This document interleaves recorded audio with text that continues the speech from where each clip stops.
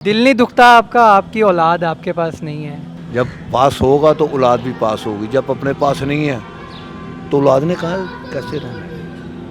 औलाद ने तो कहना है भाई अब ये बोझ बन गया है। बेटे आपके पास आते हैं जो शादीशुदा हैं, आपकी मदद करते हैं या फिर बस अपनी ज़िंदगी में मगन है? हो सकता है कोई बचपन में ऐसी कोई गुस्ताखी हो माँ बाप के साथ, कुछ कह नहीं सकते, तो वही सजा मेरे को मिली। अस्सलाम वालेकुम नाज़रीन, आप देख रहे हैं प्रोग्राम पैगाम और आवाम। मैं हूं आपका मेज़बान हमज़ा अली। लाहौर दरिया रावी के किनारे मुकीम एक ऐसा बाप जिसने अपने 8 बच्चों की परवरिश की और वो आज एक छोटी सी झोंपड़ी में ज़िंदगी गुजारने पर मजबूर है। आइए उनसे बात करते हैं, उनकी ज़िंदगी में मोड़ कैसे आया और वो अपनी ज़िंदगी किस तरह से गुजार रहे हैं। अंकल जी, किस तरह से हुआ ये सब कि आप दरिया रावी के किनारे एक झोंपड़ी में ज़िंदगी गुजारने पर मजबूर हैं?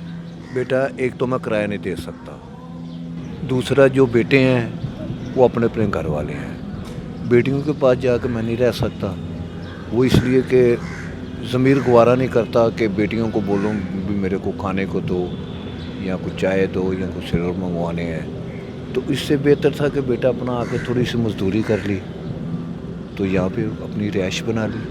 बच्चे कितने हैं आपके? कहाँ पर रहते हैं? शादीशुदा हैं या फिर किस तरह से, वो किस तरह ज़िंदगी गुजार रहे हैं? बेटा वो 2 की तो शादी की हुई है, एक जो है वो भी गैर शादीशुदा है। कभी आ जाता है, रात को सो जाता है, सुबह को चला जाता है अपने काम पे। तो बेटों के पास भी इसलिए नहीं जाता बेटा क्यों, मसला वही है कि मांगने वाली।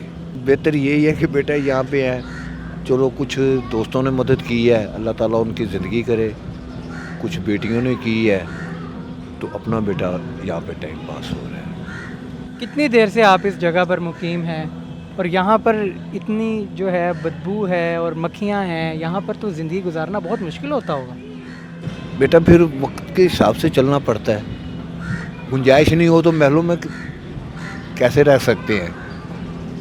महलों से हम लोगों को ये अच्छी है, वो इसलिए कि एक तो हम लोग रात को सुकून से सो जाते हैं। ये नहीं है कि दवाई खा लें भी मेरे पास पैसा है, कोई इधर से ना आ जाए ना कोई इधर से आ जाए। तो ज़िंदगी अपनी यही है।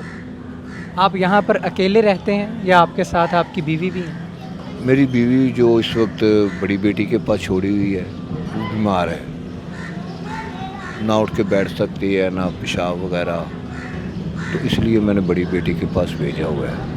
पहले वो आपके साथ रहती थी या फिर पहले भी वहीं पर रहती? नहीं बेटा, मेरे पास ये 5 महीने हो गए हैं जो भेजा है, नहीं तो इधर मेरे पास ही थी। आप इससे पहले क्या रोज़गार था आपका? किस तरह ज़िंदगी गुजार रहे थे ये काम करने से पहले? ये काम करने से पहले बेटा मकान था किराए पे, वेल्डिंग का काम करता था, गेट जालियाँ खिड़कियाँ दरवाजे आटे की चक्कियाँ, यानी कि अपनी चल फिर की मजदूरी जो है ना कर लेते थे। बेटे आपके पास आते हैं जो शादीशुदा हैं, आपकी मदद करते हैं या फिर बस अपनी ज़िंदगी में मगन है? वो बेटा अपनी ज़िंदगी में मंगन है, वो कभी दिल किया आ गए, ना दिल किया तो नहीं। तो अब मैं भी खुद टेंशन नहीं लेता, टेंशन लूँगा तो बीमार हो जाऊँगा। हम लोगों दिल नहीं दुखता आपका, आपकी औलाद आपके पास नहीं है और एक शख्स जिसने अपनी औलाद को पाला हो और उसके बाद वो अपनी ज़िंदगी जो है वो इस तरह गुजार रहा हो। दरिया रावी का किनारा है, मक्खियाँ हैं, यहाँ पर बदबू है, उसके बावजूद औलाद के होते हुए रहना, कोई दुख नहीं महसूस होता? नहीं बेटा, वो दुख मेरे महसूस नहीं होता। वो इसलिए कि सबसे पहले मेरी मजबूरी ये है कि बेटा मैं अपना ख़र्चा जो है ना बेटों से नहीं मांग सकता।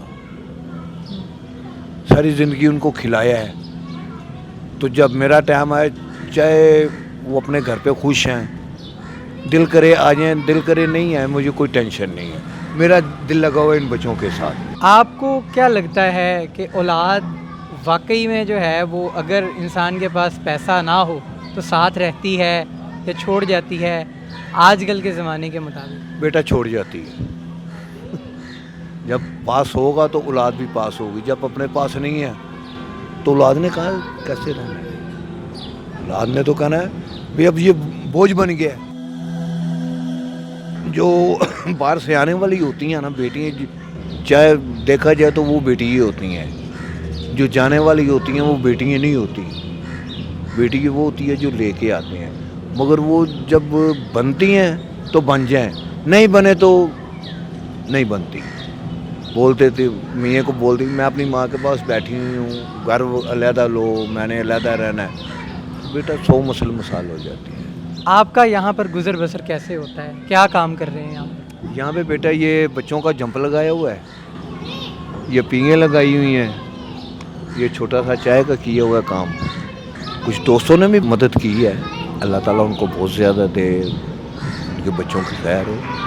आज की औलाद के नाम कोई नसीहत करना चाहें आप जब बेटे थे तो कुछ आपसे भी कोई गलती हुई थी ऐसी, या फिर क्या कहते हैं? हो सकता है बेटा, मैं नहीं कहता कि नहीं मैंने कोई गलती नहीं की, इंसान गलती का पुतला है।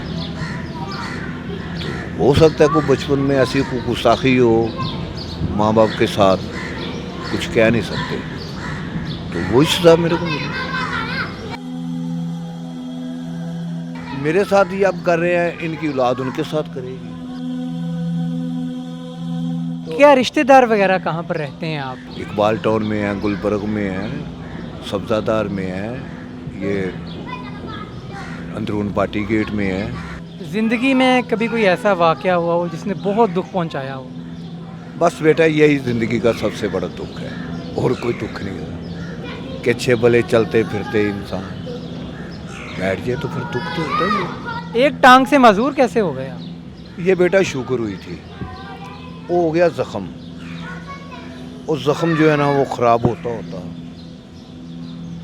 ख़राब हो गया। हॉस्पिटल गए, पहले कहते हैं जी यहाँ से काटनी है, मैं भाग आया, बिल्कुल सही हो गई टांग। ये गंदा पानी लगा थोड़ा ज़ख़म के ऊपर, उसने जो फिर बढ़ा दिया, फिर ये काटनी पड़ी। इसकी दवाई वगैरह आप ले रहे हैं? बेटा इस वक्त दिल किया ले ली, नहीं दिल किया तो नहीं। पास होता तो ले लेते हैं, पास नहीं होता तो टाइम पास कर लेते हैं। त्यौहार आते हैं हमारी ज़िंदगी में बहुत सारे, ईद आती है, 2 ईदें आती हैं, वो किस तरह गुजरती हैं? अच्छे गुजर जाती हैं बेटा, यहीं पर गुजारते हैं इधर ही गुजारते हैं बच्चों के साथ? बच्चों के साथ यहाँ पे सारा दिन, रात को बेहतरीन खाते हैं। एक नसीहत जो आप आज के बच्चों के नाम करना चाहें, औलादों के नाम करना चाहें, जो अपने वालिदैन के साथ नाफरमानी करती हैं या अच्छा रवैया नहीं इख्तियार करते, क्या नसीहत करना चाहेंगे? बेटा हम तो यही दुआ मांगे कि कुल के जो औलाद है वो यही कोशिश करके अपने माँ बाप की खिदमत कर लेंगे तो बेटा जन्नत ले लेंगे। जी तो नाजरीन, ये थे मलिक खिज़र हयात, जो अपनी ज़िंदगी में खुददारी की एक बेहतरीन मिसाल कायम किए हुए हैं।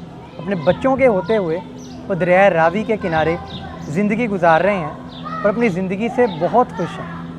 हमें भी इस मिसाल से कुछ सीखना चाहिए। इसी के साथ अपने होस्ट हमज़ा अली को दीजिए इजाज़त और देखते रहिए पैगाम टीवी।